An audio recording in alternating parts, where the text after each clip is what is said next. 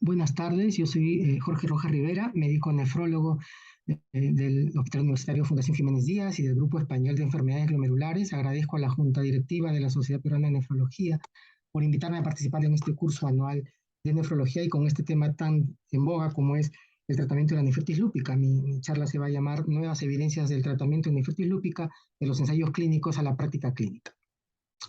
Estos son mis conflictos de interés. Y la hoja de ruta va a ser la siguiente. Primero, una mención al abordaje actual que hay para el diagnóstico y el tratamiento, el impacto que tiene la nefritis lúpica y las comorbilidades asociadas, los objetivos del tratamiento, el concepto de remisión renal, muy importante para los ensayos clínicos, el papel de los glucocorticoides con el mensaje de que menos es más, las nuevas evidencias enfocadas en belimumab, obinutuzumab y voclosporina, y finalmente ya, ¿qué nos dicen las guías CADIGO 2021 y el consenso GLOSEN de este año 2022 para terminar con puntos clave y las conclusiones? Bueno, pues en el abordaje y diagnóstico de los pacientes con lupus y enfermedad renal siempre hay que tomar en cuenta factores basales de mal pronóstico, grupos étnicos, el sexo masculino, edad temprana, diversos genes implicados, la serología muy positiva o las formas proliferativas que siempre dan un peor pronóstico ya desde el inicio. Si un paciente con lupus desarrolla una proteinuria por encima de 500 miligramos o tiene un sedimento nefrítico o una disminución de la función renal atribuida al lupus y no a otros factores, hacemos la biopsia renal y esta nos mostrará las diversas formas histológicas. Y nos muestra formas proliferativas, sobre todo la 3 y 4, asociado ¿no? a una forma membranosa o una forma membranosa pura, serán las que necesitan inmunosupresión y serán las clases a las cuales yo me voy a enfocar en esta charla. Hay que tener en cuenta también las comorbilidades y los efectos adversos que tienen que ver con la inmunosupresión en el paciente con nefritis lúpica. Por ejemplo, el problema cardiovascular, que es hasta el 20% de las muertes que se dan en el paciente con nefritis lúpica.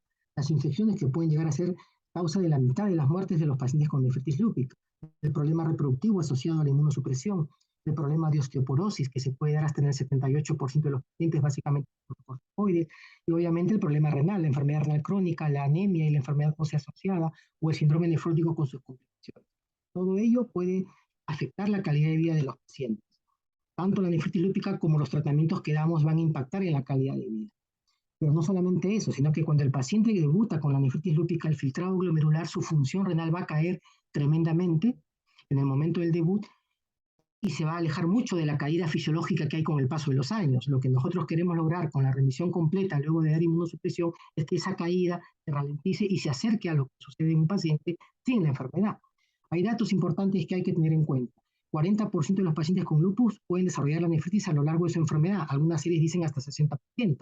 25% de los pacientes con nefritis lúpica alcanzan la remisión, pero luego tienen un brote en los 3 o 4 años siguientes.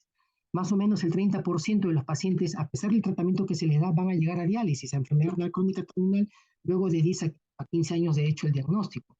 Y lo peor es que el riesgo de muerte del paciente con lupus y con enfermedad renal es 26 veces mayor que el de la población general. Son datos que asustan, pero que hay que tenerlos presentes. Y hay que tener en cuenta que la proteinuria siempre, cuanto menos proteinuria, mejor para el paciente. Hay diversos estudios que han demostrado que la remisión completa o parcial de la proteinuria siempre va a ser mejor para el pronóstico renal del paciente que los pacientes que no logran la remisión. Entonces, ¿cuáles son los objetivos del tratamiento de la nefritis lúpica? Primero, reducir la proteinuria, como no, preservar la función renal, ya sea a través de la remisión completa o parcial, prevenir los brotes renales y los brotes extrarrenales, manejar las comorbilidades, disminuir los efectos secundarios, porque todo eso va a impactar en la calidad de vida y va a permitir aumentar la supervivencia del paciente y retrasar la progresión de la enfermedad renal crónica. Estos son objetivos grandes que hay que tenerlos presentes. ¿Cómo definimos remisión renal? Los pacientes con remisión renal sostenida durante al menos 5 años, a muy largo plazo tienen mejor pronóstico que aquellos que tienen una remisión que les dura. Las guías CADIGO hablan de respuesta completa cuando el paciente de proteinuria está por debajo de 0,5 gramos con una creatina estable, y hablan de respuesta parcial cuando la proteinuria cae en al menos 50% y la creatina sérica está estable respecto al basal más o menos 25%. El documento conjunto entre EULAR y ERA-EDTA nos dice que la respuesta clínica completa es cuando el cociente puede estar por debajo de 0,5 o por debajo de 0,7 a los 12 meses, esto basado en estudios de seguimiento a 10 años, donde se vio que los pacientes que tenían una proteinuria por debajo de 800 miligramos al año, a muy largo plazo iba mejor. Tener un filtrado glomerular casi normal significa por encima de 90 mililitros por minuto. Y hablan de respuesta clínica parcial tomando en cuenta el tiempo. Hay que mejorar la proteinuria a los 3 meses y reducirla en al menos el 50% a los 6 meses de inicio del tratamiento. En la Glosen hemos trabajado en el último año y medio en un documento de consenso que se va a publicar el próximo mes y donde hemos querido mostrar de manera muy gráfica cómo los diversos parámetros renales deben ir mejorando con el tiempo según inicie el tratamiento. Por ejemplo, el filtrado glomerular al mes 3 o puede estar normal o al menos 50%, no menor al 50% del valor prebrote. Al mes 6, no normal o no menor al 20% del valor basal. Al mes 12, normal o no menor al 10% del valor basal, y así a lo largo del curso clínico. Lo mismo con la proteinuria, debe de haber una reducción de al menos 25% o más al mes 3, ya lograr revisión parcial o completa desde el mes 6, ¿no? El sedimento urinario también debe de progresivamente mejorar. Por supuesto, los componentes de la serología, de la autoinmunidad, también debe haber un descenso progresivo, ¿no? Para que al mes 12 la actividad sea muy baja o prácticamente ya no esté presente. Esos son los objetivos prácticos que queremos para el paciente. Un par de palabras sobre los glucocorticoides en el tratamiento de la nefritis lúpica. Son muy importantes, reducen la actividad inflamatoria aguda y crónica, se puede usar durante el embarazo. Las desventajas es que tienen muchos efectos adversos agudos y crónicos, aumentan el riesgo de infecciones. Entonces el mensaje es, glucocorticoides sí, porque son muy efectivos para reducir la inflamación, pero como inducen eventos adversos clínicamente relevantes que condicionan daño orgánico a largo plazo, cuanto menos mejor. Entonces, la estrategia debe ser minimizar la dosis acumulada de corticoides sin poner en riesgo de brote al paciente, ¿no? Y considerar siempre reducir primero el corticoide antes que cualquier otro inmunosupresor. De hecho, las guías CALIO el año pasado ya nos mostraron que es mejor, si se puede, comenzar con dosis bajas de metilprednisolona en bolos. Muestra 3 esquemas, el estándar, el de dosis moderada y el dosis reducida, que es el que ahora más se recomienda, metilprednisolona en bolos 0,25 a 0,5 gramos día, y luego ya una pauta descendente, un tapering de las dosis, para que a los 6 meses tengamos dosis tan bajas como 2,5 miligramos al día o inclusive menos. Esto es un cambio importante respecto a las guías del año 2012 y a los estudios de hace una década, por ejemplo, ¿no? Entramos ya de lleno a los nuevos jugadores de la nefritis lúpica, el belimumab, el obinutuzumab y la voclosporina. El belimumab es una terapia mejorada dirigida a las células B. Es un anticuerpo monoclonal humano de tipo IgG1 lambda que se une al factor soluble BLyS, también llamado BAFF, que inhibe las señales que este factor va a desencadenar en los receptores de los linfocitos B autorreactivos. Disminuye la supervivencia de los linfocitos B reactivos, disminuye su diferenciación a plasmocitos, y la evidencia viene de su beneficio en el lupus en general de los estudios BLyS52 y BLyS76 en el año 2011. Y vieron en un subgrupo de pacientes que tenían proteinuria, aunque no tenían la biopsia, que la proteinuria también mejoraba con belimumab, ¿no? Esa es digamos, la base racional que dio lugar al diseño del estudio BLyS-LN, el estudio publicado hace exactamente 2 años en el New England Journal of Medicine, que fue liderado por Richard Furit, reumatólogo de Nueva York, y Brad Robin, nefrólogo de Ohio. Y ellos, en el estudio más grande que se ha hecho hasta la fecha sobre nefritis lúpica, autorizaron 448 pacientes a dar placebo más standard of care, que podía ser micofenolato con corticoides, ciclofosfamida con corticoides, o dar ese tratamiento estándar añadido al belimumab 10 miligramos kilo día intravenoso mensual. Evaluaron las respuestas clínicas a los 2 años, a las 104 semanas, una respuesta clínica, digamos, diferente a las previas, que era la respuesta de eficacia primaria renal, que es la variable PER, una variable compuesta que indicaba filtrado por encima de 60, cociente de proteinura por debajo de 0,7 y que no hayan recibido tratamiento de rescate, a las 104 semanas, a los 2 años. Muy importante, ellos también evaluaron que a los 6 meses los pacientes tenían que estar con 10 miligramos como mucho de corticoides o menos. Eso es también un dato importante que lo diferencia de ensayos. Y viene, fíjense en estas curvas de los resultados, cómo ya belimumab indujo una mejor respuesta, tanto para la variable PER compuesta como para la variable de respuesta completa, clásica de menos de 0,5 de cociente. Ya se ven diferencias importantes desde la semana 50 en favor del grupo que recibía belimumab añadido, 47% versus 35%, y a los 2 años 43% versus 32%. Y para respuesta completa, las curvas ya se separaban desde la semana 32 y a 2 años 30% para el grupo de belimumab, 20% para el grupo de placebo. Cuando vemos el riesgo de acontecimientos renales o de muerte, también el grupo que recibió belimumab redujo casi a la mitad este riesgo de muerte o de acontecimientos renales. 16% casi en el grupo de belimumab, 28% casi el doble en el grupo de placebo.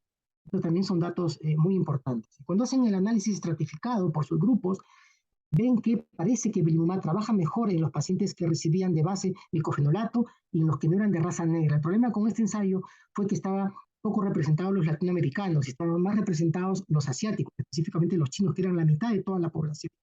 También parece que belimumab trabajaba mejor en las clases proliferativas 3 y 4, no tanto en la clase 5 pura, la membranosa pura, pero en este caso habían también menos pacientes y tenía menos potencia el subgrupo de la clase 5, ¿no? Entonces, respecto a los brotes, ya en un análisis de subgrupo que fue publicado este año en Kidney International, se puede ver cómo la probabilidad o el riesgo de brote fue menor con belimumab a los 2 años, aunque las curvas ya se separaban desde la semana 30, desde el poco después de los 6 meses. Y cuando hicieron el análisis estratificado para brote, también parecía que trabajaba mejor. En este caso era similar el rendimiento de los brotes para el grupo de micofenolato que para el grupo de ciclofosfamida, pero sí trabajaba mejor de nuevo para las formas proliferativas 3 y 4. Y en cuanto a la función renal, muy importante, se ve cómo belimumab disminuye la caída, la pendiente del filtrado glomerular respecto al grupo de placebo, 0,99 mililitros minuto por año respecto a 3,2 en el grupo de placebo, mientras están en tratamiento. Y cuando toman en cuenta con y sin tratamiento las semanas posteriores, también en favor de belimumab cae 2 mililitros minuto por año el filtrado, en el grupo de placebo cae casi 6 mililitros minuto por año. Es un dato muy, muy importante. Entonces, la declinación anual del filtrado fue menor en el grupo tratado con belimumab que el grupo de placebo, y de esta manera disminuye la progresión de la enfermedad. En cuanto a efectos adversos, fueron muy similares, no voy a entrar en detalle, tanto en eventos adversos en general como los eventos adversos mayores, no hubo diferencia. El perfil fue muy parecido. Y si vemos un poco desde el punto de vista de la medicina basada en evidencia, el famoso NNT, el número necesario para tratar, vemos que se necesitan tratar 9 pacientes con belimumab para lograr esta variable de respuesta PER a los 2 años, uno de los pacientes. Y para respuesta completa necesitamos tratar a 10 pacientes para lograr el efecto positivo en uno de ellos. Si solamente tomamos en cuenta las clases proliferativas, necesitamos tratar solamente a 8 pacientes para lograr el efecto positivo en uno de ellos. El NNT, el óptimo sería el que esté cerca de 3 o 4. El ideal sería 1, pero eso no existe. Eso quizá en algunas infecciones se puede acercar el NNT a 1. En enfermedades crónicas, valores de 3 o 4 son resultados excelentes, ¿no? Que tenga un valor de NNT de 8, 9, tampoco está mal, ¿no? Y el NNH, el número necesario para dañar, es muy alto, 75, 25, esto está bien. Es decir, yo necesito tratar a muchos pacientes para ver un efecto adverso, ¿no? Y eso también es importante mencionar. Pero ¿cómo va belimumab en la vida real? Porque acá estamos hablando de ensayos clínicos. Se ha publicado en la cohorte italiana Berlitz-LN, una cohorte multicéntrica de 91 pacientes con nefritis lúpica sin grupo de control. No hay grupo de control, es una cohorte no concurrente, pero se ve cómo la respuesta renal primaria y la respuesta completa van aumentando conforme pasan los meses. Fíjense, a los 6 meses la variable de respuesta PER se logra casi en la mitad de los pacientes y a los 2 años en el 63%. Y la respuesta completa 24% a los 6 meses y 37% a los 2 años.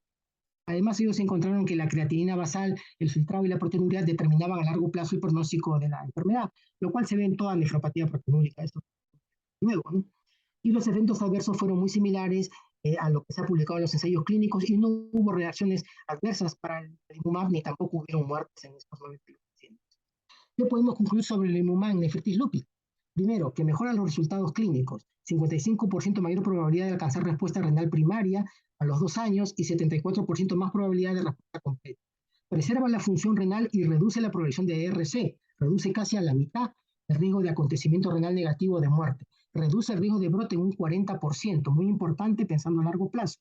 Facilita reducir los corticoides, porque a los 6 meses ya estaban en 10 miligramos o menos, son al día, y el perfil de seguridad es adecuado.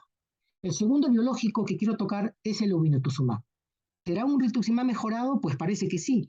Es un anticuerpo monoclonal totalmente inmunizado que se une a un epítope diferente en el CD20 del linfocito B a lo que lo hace el rituximab. Lo importante es que tiene una mayor afinidad por por el receptor gamma de la fracción cristalizable del linfocito y favorece que los natural killers den más citotoxicidad dependiente de anticuerpos y que los macrófagos hagan más fagocitosis dependiente de anticuerpos. Es decir, aumenta la muerte celular directa por apoptosis en el linfocito B y además es más efectivo y su efecto es más duradero sobre la depresión de los linfocitos B. Hay ya resultados exitosos en leucemia linfoide crónica y en membranosa primaria, ¿no? Con resultados publicados. Entonces, esa es la base racional para evaluarlo en pacientes con nefritis lúpica. Y se publicó el estudio Nobility, Unos primeros resultados fueron publicados hace ya casi 3 años y los más recientes hace un año, donde a un grupo se le da el estándar of care, micofenolato con corticoides, y al otro grupo se le dio, añadido a eso, obinutuzumab. Tenía muy pocos pacientes por cada grupo, 63, 62, comparado con el BLIS-LN, que tenía más de 200, pues ya me dirán ustedes que tiene menos potencia, ¿no? Por eso es que a los 6 meses el obinutuzumab no demostró mejoría clínica desde el punto de vista estadístico. Es decir, su endpoint primario fue remisión completa, fue muy exigente, cociente menor de 0,5. A los 6 meses fue superior, pero no logró la diferencia significativa, 35% versus 23%. Pero si lo seguimos al año y medio, o sea, perdón, a los 52 semanas, al año no logró esa diferencia significativa, pero al año y medio y a los 2 años sí lo logró. Y eso es un dato importante. Es decir, que al año y medio y a los 2 años, obinutuzumab sí indujo más remisiones completas, añadió el estándar of care que el grupo de placebo, con un perfil de seguridad inclusive mejor que el grupo de placebo, ¿no? Eso es muy importante tenerlo en cuenta. Y ya pasando al tercer y último grupo, que son los inhibidores de calcineurina, nosotros sabemos que los inhibidores de la calcineurina tienen dos efectos positivos sobre la nefritis lúpica. Primero, su efecto inmunomodulador, porque disminuye la proliferación de células T a través de la calcineurina, de la unión a la calcineurina, y de esta manera disminuye la síntesis de citoquinas proinflamatorias, sobre todo interleuquina 2. Pero por otro lado, tiene un efecto citoprotector sobre el podocito, porque evita la degradación de la sinaptoporina y preserva la citoarquitectura postal. Es decir, tiene un efecto inmunomodulador positivo y un efecto citoprotector positivo sobre el podocito.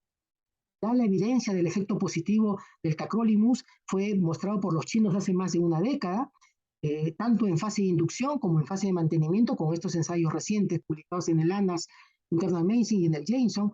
Fíjense cómo inclusive en fase de inducción la terapia multitarget, tacrolimus, micofenolato y corticoides es mejor inclusive que ciclofosfamida a corto plazo, 6 meses, con un perfil de seguridad muy similar, 46% versus 6% en favor de la multitarget.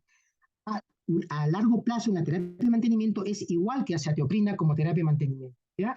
Me parece que sí funciona a mediano plazo y largo plazo, ¿no? Y de hecho las guías Caligo ponen a los inhibidores de calcineurina en segundo lugar en los pacientes que no toleran dosis plenas de micofenolato, porque en estos tratamientos multitarget se usa menos dosis de micofenolato, o aquellos que de entrada no pueden recibir ciclofosfamida, o son intolerantes, ¿no? O no desean recibirlo. Y esto dio lugar a la voclosporina. La voclosporina es un nuevo anticalcineurínico con un mejor perfil metabólico que la ciclosporina, no se necesita monitorizarla. El primer ensayo grande fue el AURA-LN, publicado por el grupo de Brad Robin en Kidney International hace 3 años, un estudio de fase 2 en 265 pacientes con nefritis lúpica fase 3 y 4, y se demostró que la dosis de 23,7 miligramos 2 veces al día era mejor que el placebo ya desde los 6 meses, y a los 12 meses era inclusive mejor, más diferencia respecto al grupo de placebo más estándar of care, ¿no? Lo que preocupó aquí es que hubieron más muertes en el grupo de voclosporina, pero todas las muertes los investigadores dijeron que no era atribuible a la voclosporina, sino que fue por otros motivos, pero de todas maneras fue una cosa preocupante. Y se dio lugar al estudio de fase 3, a la Aurora 1, con más pacientes, 357 pacientes, con una mejor representación de grupos latinoamericanos, de raza negra, europeos, caucásicos, y se vio que ya al año, porque aquí el endpoint primario fue al año, la respuesta completa, fue superior al grupo que recibió voclosporina añadido al estándar of care, 41 versus 23%, casi 2,7 veces más probabilidad de lograr esta respuesta completa, a los 6 meses también, y el perfil de seguridad fue muy similar, 21% de eventos adversos serios en los dos grupos. Es decir, el grupo de voclosporina fue superior al grupo de placebo con estándar of care, ¿no? Esto es un resultado muy, muy importante porque fue publicado en Lancet. Y en el análisis de su grupo encuentran que parece que trabaja mejor en los asiáticos, también en los latinoamericanos, que estaban mejor representados, y en las clases proliferativas en las que no eran clase 5, lo cual llama la atención porque al ser un anticarcinérico uno pensaría que en las clases 5, que son más nefróticos, va a trabajar mejor. Pues no fue así, ¿no? Aunque, claro, había menos pacientes y menos potencia, ¿no? Y también parece que trabajaba mejor en aquellos que usaban de base micofenolato al momento de hacerle el screening, ¿no? Estas curvas de mejoría en favor de voclosporina se ven ya desde el día 24, desde los 24 días, o sea, antes del mes. Y los eventos adversos, como dije, fueron muy, muy similares. ¿Cuáles son los mensajes claros del estudio Aurora 1? Es el segundo ensayo más grande en nefritis lúpica, con seguimiento y adherencia adecuado, una representación geográfica y étnica mejor balanceada que el BLIS-LN. El endpoint primario fue más exigente porque fue un cociente por debajo de 0,5. La respuesta completa al año fue 41%, mejor que el 30% que logró el BLIS-LN, y además logró una caída más precoz de la proteinuria, probablemente por ese efecto antiproteinúrico y citoprotector, además de hemodinámico. Permitió, esto es muy importante, una dosis más baja de glucocorticoides, porque a los 4 meses tenía el 82% una dosis de 2,5 miligramos al día o menos, y al año 3/4 de los pacientes tenían 2,5 miligramos de prednisona o menos. Esos son datos muy importantes. Tuvo un mayor efecto en las formas proliferativas en la membranosa, igual que el BCLN. Hubo un problema porque hubieron biopsias con diferente antigüedad y eso podría indicar un pronóstico diferente en los pacientes, ¿no? Y como parece responder, o que respondió mejor en el que recibía micofenolato de base en el momento del screening y con dosis bajas, uno podría pensar que quizás va a trabajar mejor en los que tienen casos menos graves, ¿no?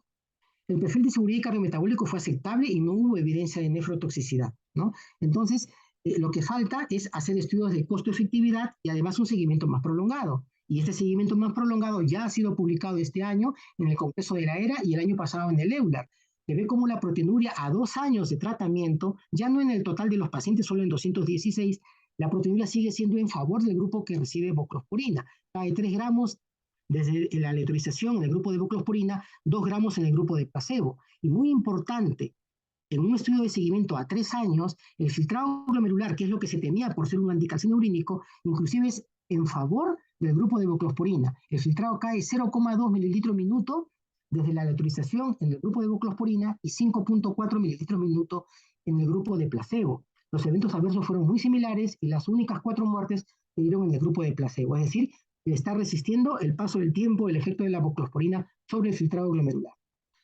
El problema es el costo-efectividad, porque es un tratamiento caro, ¿no? Se publicó a finales del año pasado o comienzo de este año, no recuerdo bien, el análisis costo-efectividad y se vio, por ejemplo, que en Estados Unidos ellos hablan de que están dispuestos a pagar hasta $100,000 por cada año ajustado a la calidad de vida en cada paciente. El Belimumab sí lo pasó porque les costaba $95,000 al año, pero voclosporina se iba a más de 150,000 por cada año ajustado a la calidad de vida. Entonces, el coste es el problema ahora de la voclosporina, que a Europa llegará con menos que a Estados Unidos y no sé cómo llegará al resto de las Américas. Pero bueno, haciendo un resumen de la evidencia sobre el tratamiento de la nefritis lúpica, tanto el Aurora 1 que usa voclosporina, el BRIS-LN que usa Belimumab y el Nobility que usa obinutuzumab, todos han encontrado resultados positivos con respuestas completas en torno al 40%, todos han permitido bajar la dosis de corticoide y el perfil de seguridad ha sido muy similar al grupo de placebo. No quiero hablar de Calibrate porque fue un estudio que se hizo en pacientes con nefritis lúpica refractaria que no vale la pena. Si alguien tiene alguna pregunta al final de la charla, la podré responder. ¿Qué nos dicen las guías CADIGO? Ya nos dicen lo de siempre. Hacemos la biopsia según la clase histológica, damos corticoide de preferencia dosis baja, micofenolato, ciclofosfamida, como siempre siguen siendo los protagonistas, pero ya ponen a los inhibidores de calcineurina, tacrolimus y voclosporina, sobre todo si el filtrado está por encima de 45, como una alternativa a aquellos que no pueden recibir dosis plenas de micofenolato o que son intolerantes a la ciclofosfamida. Y también nos hablan del Belimumab, que puede ser añadido al standard of care en pacientes con nefritis lúpica activa y que rituximab podría ser considerado para pacientes con una actividad persistente o con brotes repetidos, tomando siempre en cuenta la región geográfica, la disponibilidad del fármaco, las políticas de reembolso, los problemas financieros, el grupo étnico, la edad, la exposición previa a inmunosupresión, la adherencia del paciente. Y en base a esto es que yo les había comentado al inicio de la charla que hemos desarrollado en este último año y medio el documento de consenso del grupo de glomerulares de la Sociedad de Nefrología aquí de España, que ya se va a publicar el próximo mes, y en el cual hemos hecho algoritmos muy gráficos y muy ilustrativos, donde estamos recomendando dosis bajas basales de corticoides, y se puede comenzar para las clases 3 o 4, asociados o no a la clase 5, una doble terapia según el tipo de perfil clínico.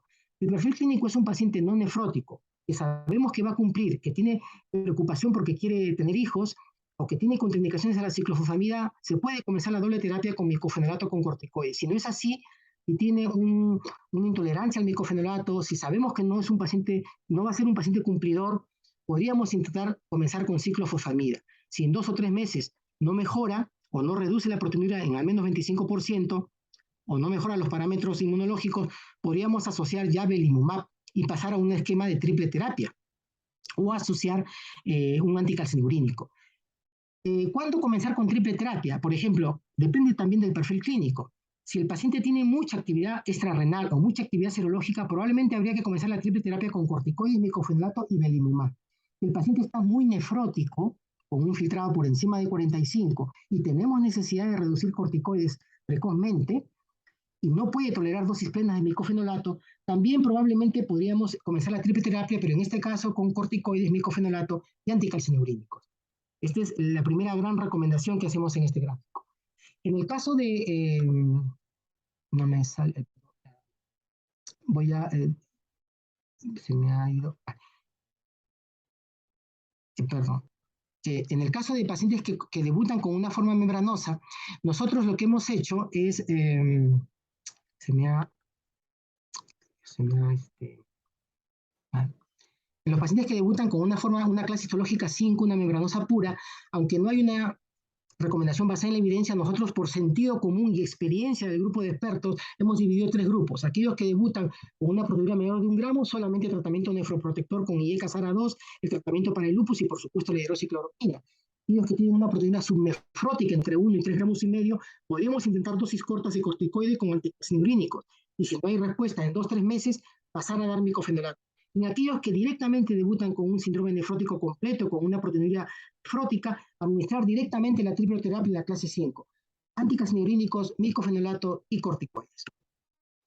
Y si no hay respuesta, pues podríamos hablar ya de una forma resistente que será motivo de seguramente de la ronda de preguntas. Para el tratamiento de mantenimiento, más allá de la nefroprotección y la hidroxicloroquina, solamente quería centrarme en el belimumab, que estaría indicado cuando el paciente tiene muchas recaídas o muchas manifestaciones extrarrenales o una intensa actividad serológica, por ejemplo, o no puede recibir la hidroxicloroquina porque está contraindicada o no tolera los corticoides. Y los anticalcinurínicos estarían indicados como mantenimiento con una reducción muy lenta y gradual. A partir de los 9 o 12 meses yo me planteo reducirlo y ya desde los 18 o 24 meses puedo pensar ya, si tengo una remisión parcial o completa, poder pensar en su retiro, siempre con el objetivo de una remisión clínica e inmunológica. Y ya para terminar, solamente mostrarles en este gráfico cómo hemos pasado en los últimos 50 años de terapias efectivas pero tóxicas basadas en los esquemas de Leigh Age de Estados Unidos con glucocorticoides y ciclofosfamida a dosis altas. Luego pasamos a comienzos de este siglo, del año 2000 para adelante, con dosis de micofenolato, la pauta-hidrolupus con dosis más bajas de ciclofosfamida y el mantenimiento con azatioprina, sobre todo para caucásicos. Pero luego vienen los estudios de los chinos a partir del 2008-2010 con la terapia multitarget, también con dosis bajas de micofenolato asociado a tacrolimus. Y luego el estudio BLISS-LN en el 2020, donde ya nos dice que podemos reducir más prontamente los corticoides y podemos dar desde el inicio el belimumab asociado al estándar of care. Los estudios de Aurora LN y Aurora 1, donde nos muestran que la voclosporina tiene un buen perfil de seguridad y nos permite también reducir prontamente, precozmente los corticoides. El estudio Nobility con el obinutuzumab del año pasado, que también añadido el estándar of care, puede permitir buenos resultados a mediano plazo. Hemos pasado de una inmunosupresión efectiva pero inespecífica y tóxica, a una inmunosupresión más selectiva, a una inmunomodulación mucho más segura. Y como conclusión, solamente decirles que la nefritis lúpica es una complicación grave y frecuente del lupus eritematoso sistémico, con una comorbilidad importante y que a un 20-30% de los pacientes llegan a enfermedad renal crónica terminal luego de 10 a 15 años del diagnóstico. Lograr una respuesta clínica completa con un cociente por debajo de 500 o 700 miligramos gramo al año es un objetivo que se puede alcanzar clínicamente relevante porque me da buenos resultados a largo plazo. Preservar la función renal es algo que siempre debemos tenerlo presente. Es una necesidad que no se ha cubierto o no se ha analizado con el detalle que se quiere, aunque recientemente ya se está haciendo con los nuevos ensayos. Las estrategias terapéuticas tienen que evitar dar dosis altas de corticoides, dosis prolongadas, evitar nefrotoxicidad, disminuir la aparición de eventos adversos, la aparición de brotes renales y extrarrenales, es decir, controlar la autoinmunidad para disminuir la comorbilidad y la progresión de la enfermedad renal crónica y mejorar, al fin de cuentas, la calidad de vida del paciente. Belimumab sería el primer tratamiento biológico aprobado para la nefritis lúpica con un efecto inmunológico específico anti-BLyS, con un aceptable perfil de seguridad y añadido al estándar of care en inducción, puede mejorar los resultados a mediano y largo plazo. Obinutuzumab es un nuevo anti-CD20 que también puede mejorar los resultados a mediano plazo, añadido al estándar of care. Voclosporina es un nuevo anticalcinurínico con mejor perfil de seguridad que los previos, no desencadena nefrotoxicidad, no se necesita monitorizar, mejora los resultados a 2-3 años, pero tiene un coste alto y sus efectos más allá de los 3 años todavía son cosas que tenemos que afinar. Finalmente, decirles que el tratamiento de inmunosupresión para la nefritis lúpica siempre debe de ser individualizado a las características de cada paciente y, por supuesto, como no, a la realidad socioeconómica de cada paciente, de cada sistema sanitario, en cada región geográfica donde se vea este tipo de pacientes. Muchas gracias por la atención que me han prestado. Solamente decirles que el tratamiento de la nefritis lúpica es un largo camino para recorrer. Ahora se están hablando de tratamientos contra el complemento y otras vías como el interferón, que será motivo seguramente de alguna pregunta pues de la charla. Instarlos a que puedan entrar a estas páginas web donde hay muchos cursos de formación y mucha información sobre la nefritis lúpica. Y bueno, a todos muchas gracias por la atención. Gracias.